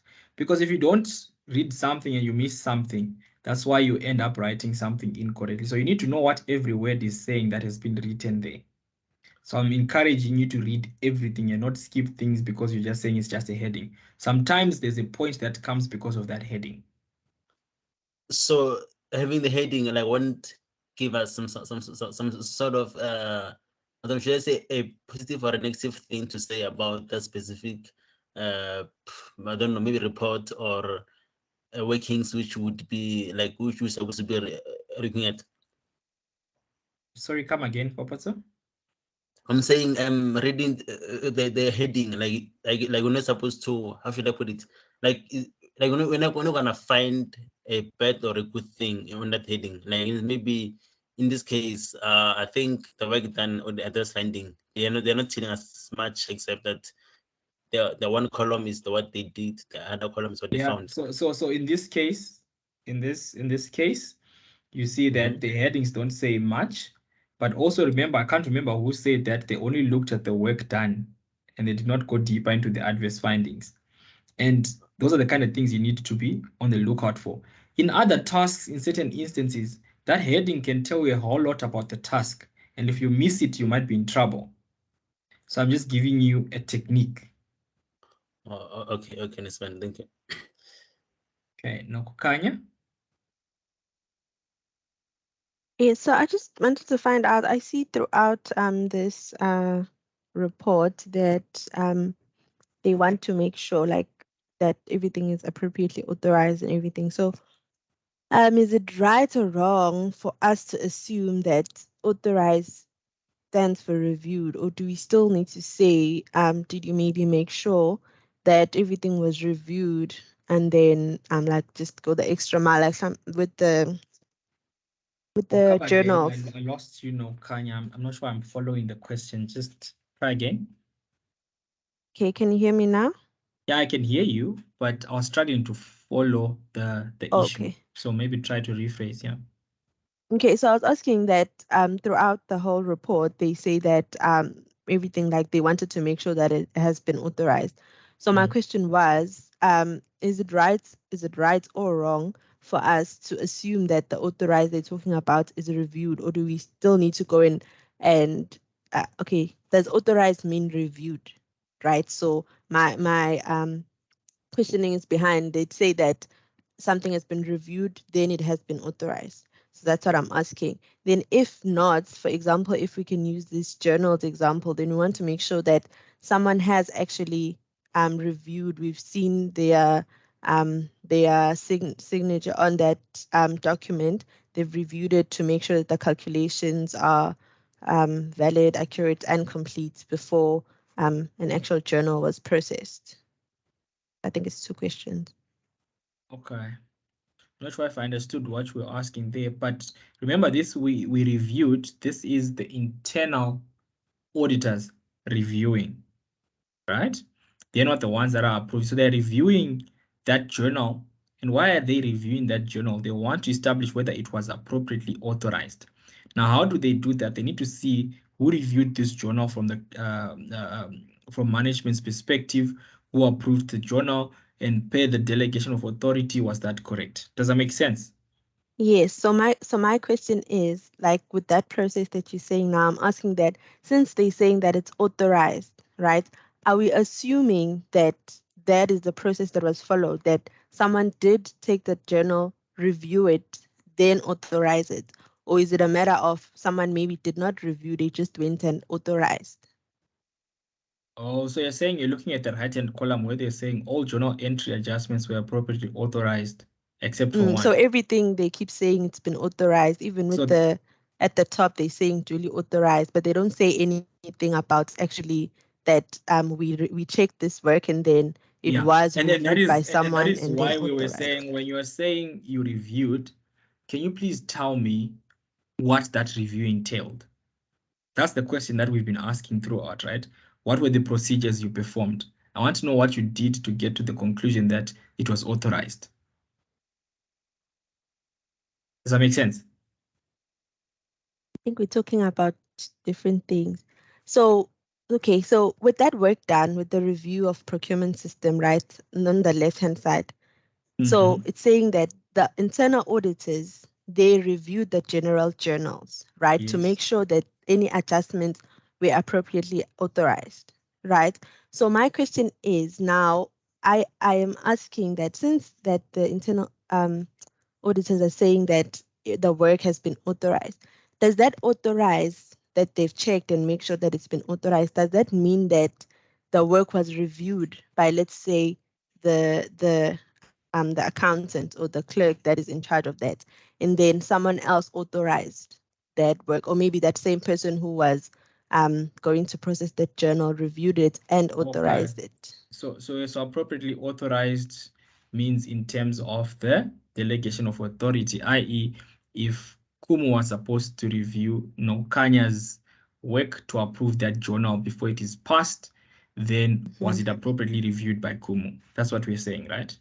Yes, and I'm asking if that authorized, that is what it means, or we can still ask that, did someone actually review it, then authorize? Yeah. Okay, and that's why we're asking that, how did you identify who authorized, and how did you identify the preparer of the journal? Does that make sense? Yeah. Okay, awesome. Hambi?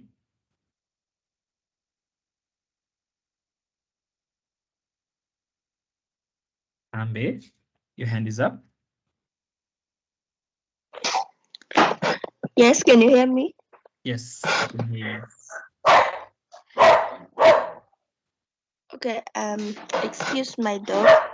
But I feel like I'm lost. Like, what are we trying to achieve with these questions? Because I feel like we are now all over. Because I thought, because this report was prepared by a junior, are we worried that it was not prepared correctly, or the work done was not sufficient, or was not? Yeah, I'm losing out on what is our objective, or what is our. Okay, let's take a step back, Hambi. What is your understanding of this task? To review this report. I thought maybe because it was prepared by a junior, I thought maybe, okay, will it be on. Yeah, what does the task say? Do you want to read out the task to me? A That's not open at the moment. Okay, all right. So the IOD is saying, accordingly, please forward a memo to Temba in which you set out questions on the draft report. So you're being asked to ask the questions. And why are you setting out these questions? It says to enable you to better understand, number one, the work undertaken by the Internal Audit Division to arrive at the reported adverse findings. Number two, the potential implications of the reported adverse findings so that the final report can deal with all aspects of each finding that may be of value to the Audit and Risk Committee. Your questions should be sufficiently detailed so that Temba can understand the nature of the information that is being sought, i.e. the information you're looking for, and be in a position to provide a meaningful response. Remember, you were asked to work with Temba on this. So this is the reason why we're asking the questions. Temba, you've given me this. You say you've reviewed this. I want to know what did the review entail? Are you with me, Hambi? Yes. Does that make sense to you now? Yeah, it is. We're asking the questions because that is the task that was actually asked of us. Prepare these questions. Set out the questions in relation to the draft report. Okay, okay. I was missing the implication requirement. So the implication to audit risks or No, what could go wrong right? because of these findings? What could go wrong because of these findings? What are the issues that are coming out of these findings? Does that make sense? Yeah. Okay, awesome. Brenton? I just quickly wanted to find out, in terms of the task, the last part, so that the final report can deal with all aspects of each finding that may be of value to the Audit and Risk Committee. So were we expected, after we identified everything, were we expected to provide recommendations or not? No, so this you were supposed to ask questions to obtain an understanding of the work, and then number two, you were supposed to talk about the potential implications of these findings that have been reported, right?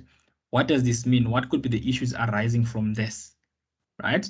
So the reason why you are asking those questions to understand the work done is because when you get that information and it comes, you are able to tell Temba that, well, hold on, what about 1, 2, 3, 4 that you have not done? Because those aspects could actually add value to the Audit and Risk Committee. Does that make sense?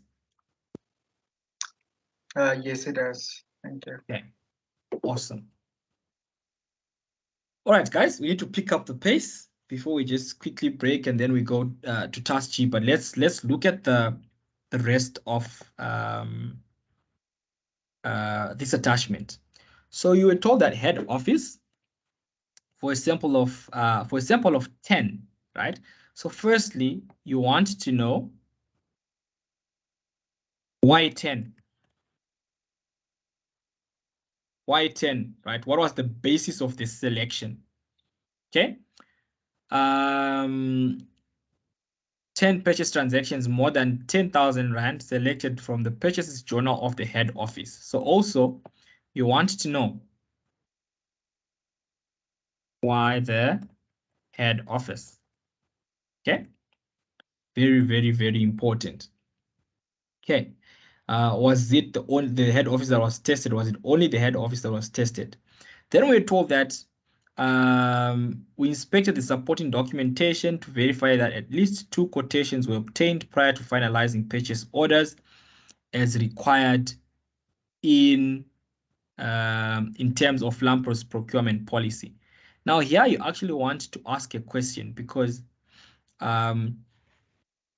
if you had read document G, right? Now I know there are many people that look at the tasks document by document. But if you look at document G, it tells you about a different approach to procurement. So they are contradicting approaches. And it's something that you would actually want to ask that, why are you saying at least 2? What about the stuff that is contained in document G? The process is contained in document G. What is the difference? And there might be a need to align these policies and processes, right? So that would be something important. So am I missing something? The way I understand document G and what you're doing here, why are the 2 different? Then we then told the only exception identified was one purchase transaction for office furniture costing 50,000 Rand, for which there was only one quotation on record. Further investigation revealed that this furniture was purchased for Shanice Tutu's office at the Lampros head office. So, when you have this exception, the first question that you are asking is, okay, you're saying that you've got an exception. Okay, good. So what was the explanation for this exception, right? From those involved. Then you then say, well, okay, you're saying they purchased office furniture. Now I'm even more interested because I want to understand what was the nature of this furniture, right, that you acquired. Was there anything that was unusual about the supplier that we acquired from, right? Because you want to understand, could this be because of fraud? What are the issues? Also, was the price paid market related or was it reasonable? You also want to know whether that purchase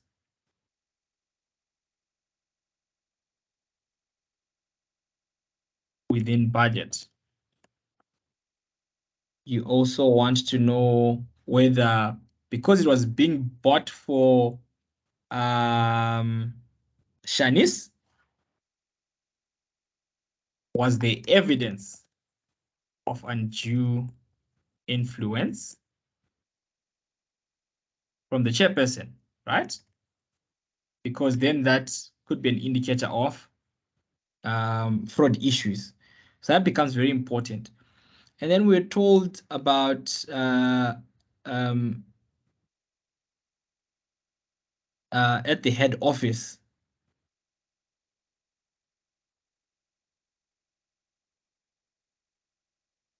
Okay, but no, we've just addressed that head office on the left-hand side, okay? Then we're told on the next row, head office for a sample of 15 creditors. Again, this never gets old, guys. Where you see a sample, you want to ask what was the basis of that sample. Never miss that easy thing, okay? Here you might want to add, actually, what was the population of the creditors? Because you just want to understand the coverage, right? What was the population? What was the size? How many creditors were there as at 31 December 2021? So that becomes very, very important. And you actually told that there were 4 exceptions. Now, 4 out of 15, guys, that is maybe a lot, right? Because it's 4 out of 15. So you actually want to know, did we actually extend the testing for other months? For other months in 2021, because it was 31 December 2021, as well as 2022, right? And if so, were there similar findings? That becomes very important, okay? And also, you are thinking, if you're telling me that there were 4 exceptions that were found where the creditors' reconciliations were not signed by the chief accountant, you're now then saying, well, hold on.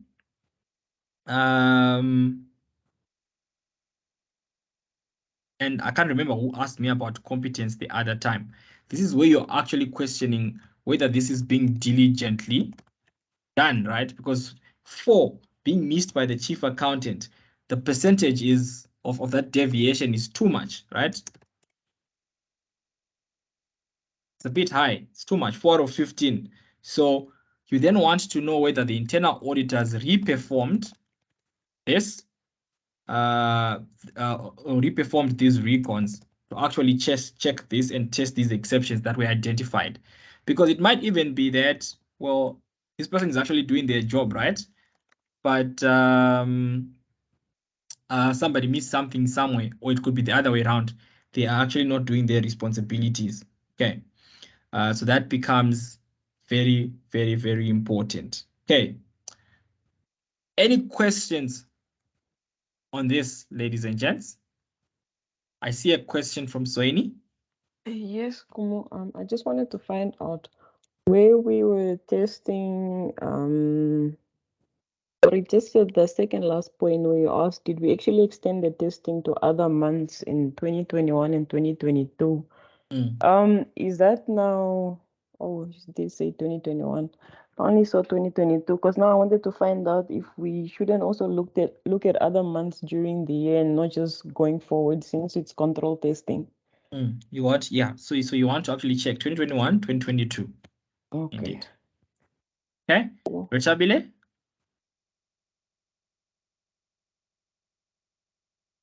Rechabile? Yes, Kuma, sorry. What I wanted to ask with the not the the chairperson, I mean, wouldn't there be other requirements in terms of buying furniture? Because I think what I had asked in the paper, if I'm not mistaken, was that was it part of the strategy? Was it ad hoc? So there was a lot of compliance things that I had asked, and shouldn't this be also signed by the board or approved by the board if we're going to buy executive furniture for executive? Because it was just worrying for me, the price and the fact that there was one quotation, and it being such a person with significant influence, why did we deviate from the policy? Yeah, so you want to know, like I asked, what was the nature of the furniture acquired? What was unusual about this process? Is there anything that was unusual? Is it something that we don't normally do? Or is it something that we normally do? So you're asking those questions, you're right. Because I just think when we ask these questions, maybe it's how we rephrase it or how we phrase it, because you're trying to understand the controls. So I think maybe when we ask it, we could be also insinuating like the fraud. And I think maybe it's how we package the question that becomes So here you're confusing. not supposed to come with the conclusions. You're supposed to ask the questions that will help you understand the work that was done and the findings. Happy? Okay, awesome. So in your hand is still up. That was not intentional. Okay. But I just wanted to ask now with the full response, right? Should we only have drafted the memo and that would have been okay? Because I see in our response for task, sorry, I'm just quickly trying to get the task. In the response to task B, should we only have drafted the memo and then that's it? Like, is in our response should have just been the memo with these things. Would that be sufficient? Because I see at my end, I've also included an email to Jerry and CC. No. No, you see, you were supposed to forward a yeah. memo to Temba. Okay. That is what you were supposed to do.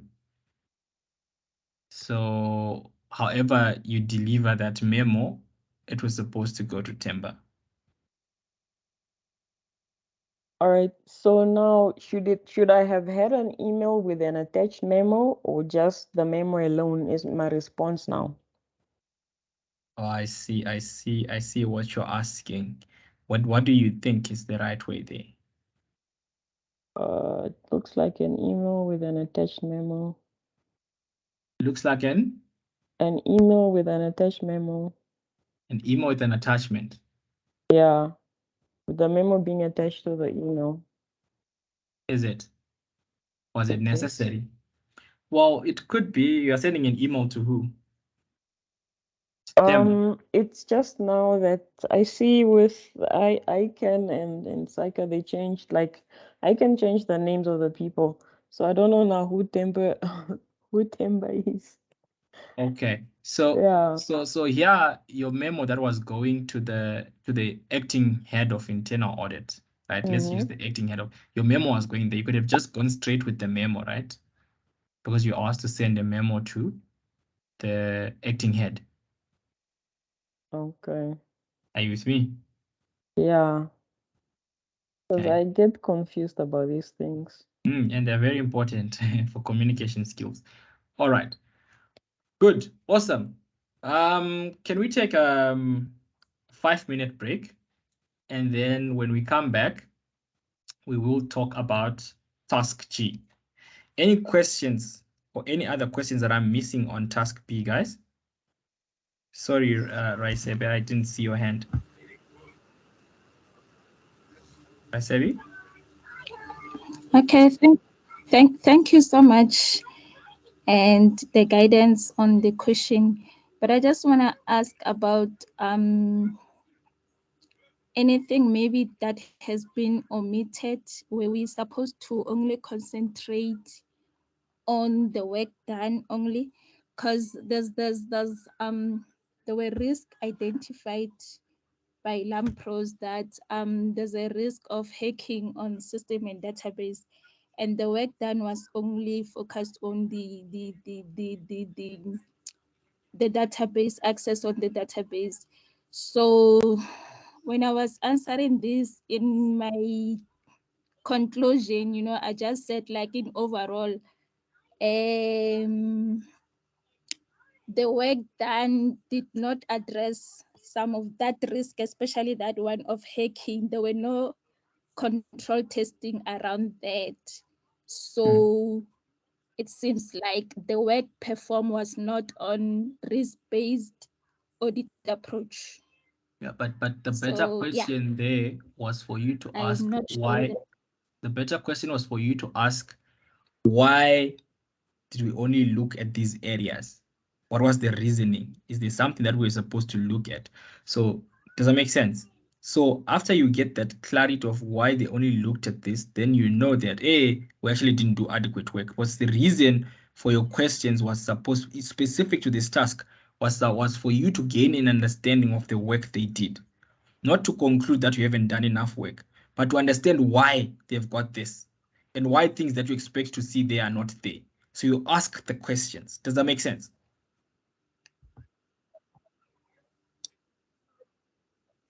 Right, Sebi? okay. Yeah. Okay. Yes. All right. Awesome. Okay, guys. So let's just take a. Now it's 3 past. Okay. So can we be back at 10 past so that we can just work on task G? I think task G is going to be quicker. Okay, guys. We're back at 10 past. Let's take a break.